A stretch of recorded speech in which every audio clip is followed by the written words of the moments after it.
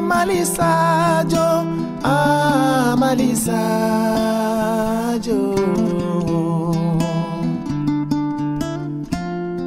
Bafula be malisajo, dali mambete.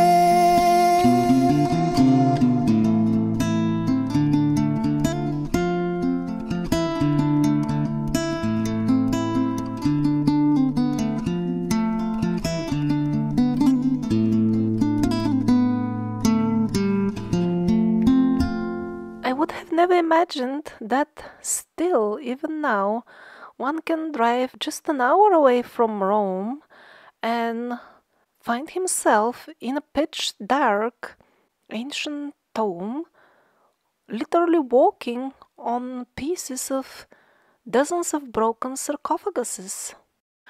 Or that in a densely populated area of Europe, in the woods, there are still stone dwellings that look absolutely as if taken out from a fairy tale, as if the elves were surveying the area from this window just a couple of years ago.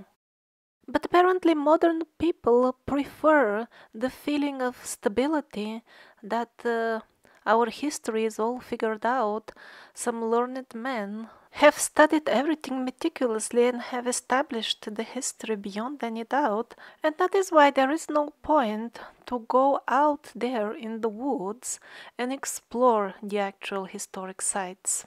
Or in the cases when the historic sites are right in front of their eyes, and in many cases in their own backyards, people simply don't seem to bother to check if they correspond to the history that they have been taught in school, because since early childhood we are always programmed to think that this is work only for historians. Sadly, it seems there weren't that many of real historians after all in the team that was writing the ancient history of Italy, because if there were true historians, they should have noticed the dense network of rock-cut ruins that covers most of the territory of Italy, if not all of it. Particularly overwhelming was the sheer amount of this style of rock-cut ruins.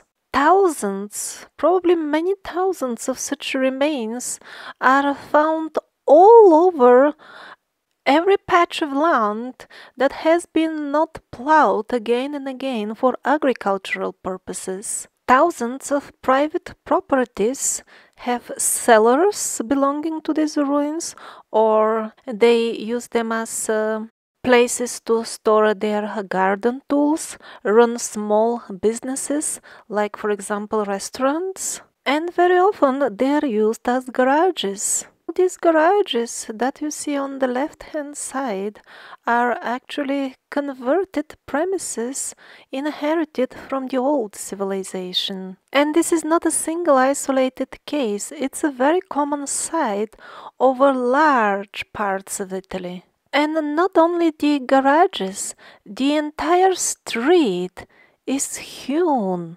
carved into the solid bedrock by the old civilization. Although the amount of such ruins is simply not discussed by the mainstream so-called historians, its actual existence is not denied as such. The way in which these ruins are misrepresented to the people is they show a single photograph, for example like this one, and then we are told that the Etruscans or some unknown Bronze Age tribe carved it into the rock, preferably as a necropolis. And always forgetting to mention that this door belongs to a vast complex of multi-storied dwellings and tunnels that were adorned with graceful art and which, for some unknown mystical reason, nobody wants to excavate nowadays.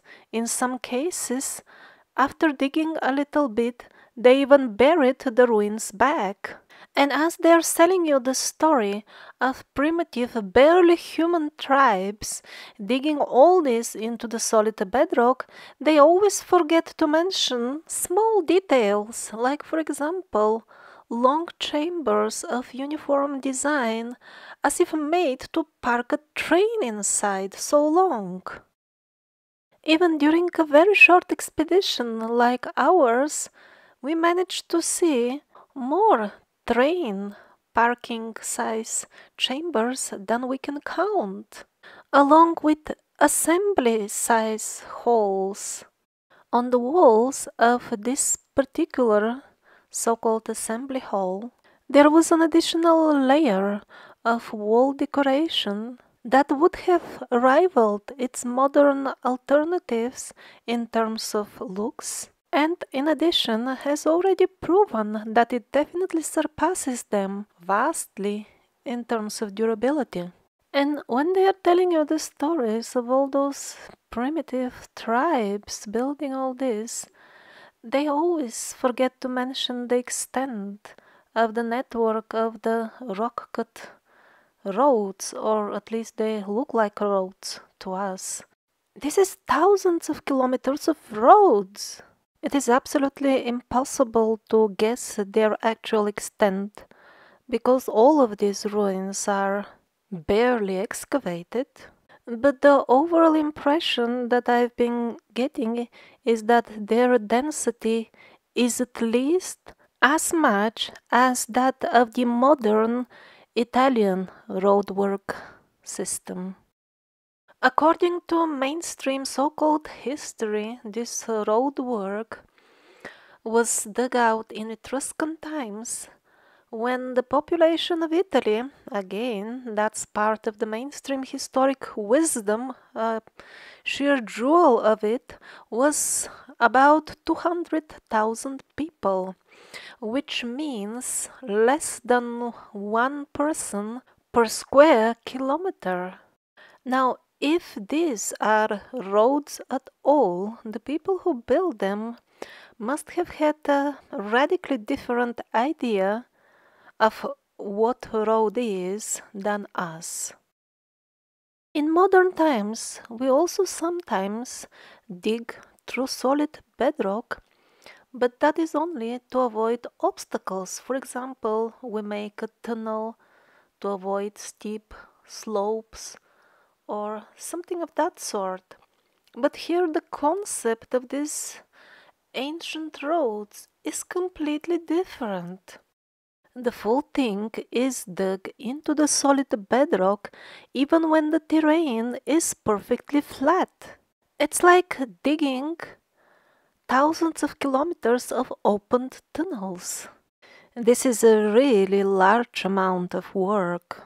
The leftovers of the digging are also nowhere to be seen around, which seems to be the standard situation, by the way, with all the similar sites, which are actually found in many countries over the span of a couple of continents. I find it hard to even comprehend the epic scale of digging that was going on in those times.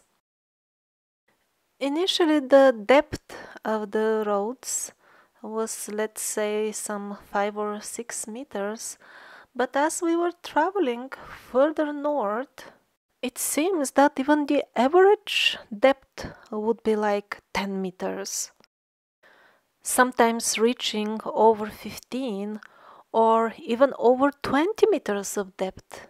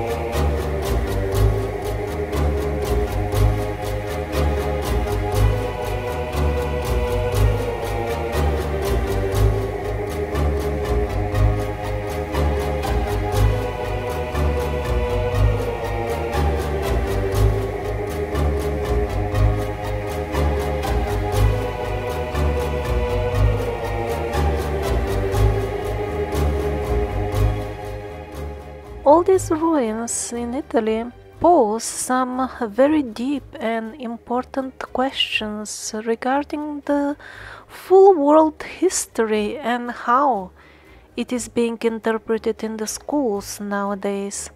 Questions like, for example, why the mainstream historians pretend so stubbornly that they don't notice that these ruins belong to various periods and most probably couple of groups of cultures. That is not at all difficult to notice. For example, we saw very old roads with tracks and everything, no doubt that it is a road, and literally in the middle of it there is a opening. Somebody has dug what is officially supposed to be an Etruscan necropolis, and this necropolis, or whatever it is, also looks much younger. It is much less eroded.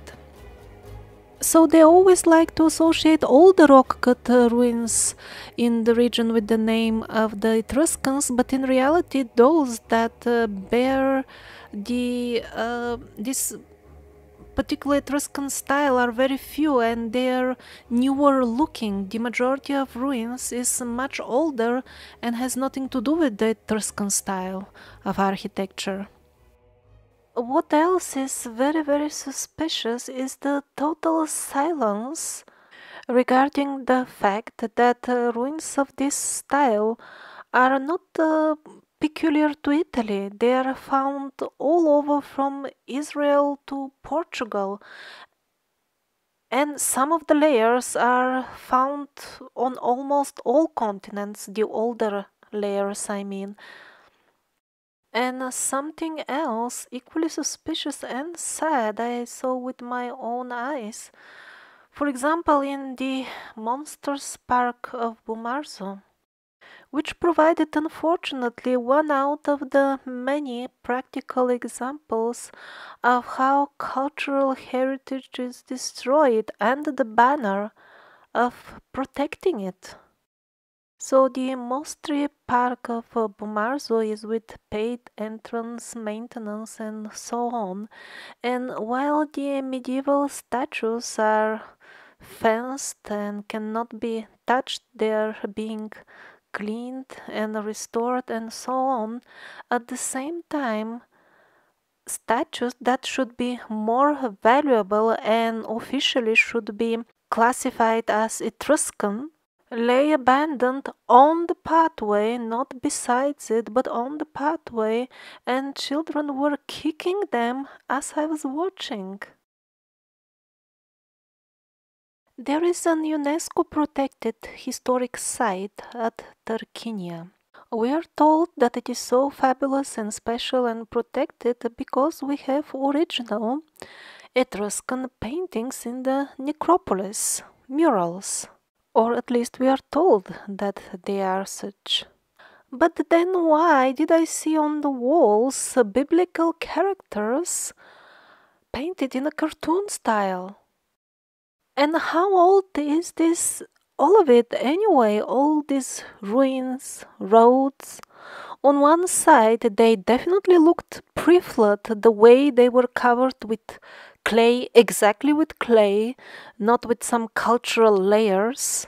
That made them look pre-flood, amongst few other reasons that I will mention in the full-length documentary. On the other hand, most of this is carved on a relatively soft stone called tuff, made from volcanic ash. And still, the tool marks are clearly visible at many places. Sometimes they look even absolutely fresh. That means that the last layers of these sculptures that were digging all this existed in the relatively not so distant past. One of the members of our expedition said very wise words. He said, "I was afraid that after seeing all the sites here in Italy, I will be much more confused and I will know much less." And that's exactly what happened.